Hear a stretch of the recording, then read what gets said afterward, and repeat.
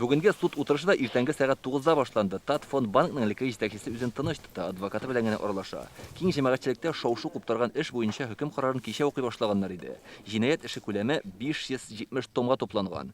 Судьяга хөкем карарын берничә тапкыр тәнәфескә тукталып, 13 сәгать укырга туры килде. Преступление связано с выводом обеспечения по договору.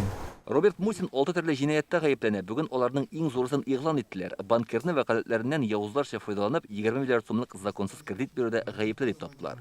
Суд приходит к убеждению, что исправление Мусина и предупреждение совершения им новых преступлений могут быть достигнуты только при назначении наказания в виде длительного лишения свободы в условиях изоляции от общества. Роберт Мусин гомуми режимдагы колониягә 12 елга хөкем иттеләр. Аңа иреккә чыкканнан соң да 3 ел дәвамында җитәкче вазифаларында эшләргә ярамаячак. Дәүләт бүләкләреннән дә мәхрүм иттеләр. Суд кертемнәрне иминиятләштерү агентлыгының гражданлык дәгъвасын өлешчә 23 миллиард сумга канәгатьләндерде. Шул вакытта Роберт Мусинның 6 җинаятьнең берсен тикшерүне туктату турында карар чыгарылды. Чөнки аның вакыты чыккан. Искәртеп узабыз, дәүләт гаепләүчесе Татфон банкның элекке җитәкчесен 14 елда 9 айга ирегеннән мәхрүм итүне сораган иде. В целом, с вынесенным обвинительным приговором мы довольны. Гомумән алганда суд карарыннан без канәгать. Әлегә аның нигезле булу-булмау турындагы язмача документны укып өйрәнергә кирәк. Хөкем карары чыгарылганнан соң Роберт Мусинны кулга алдылар.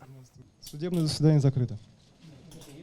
Мусин журналистларга хөкем карары белән риза булмавын белдерде.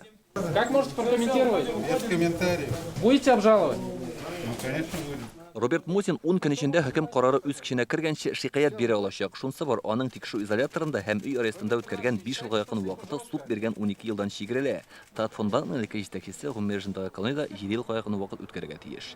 Илдар Сафиуллин, Рамзил Гарипов, Яңа Гасыр каналы.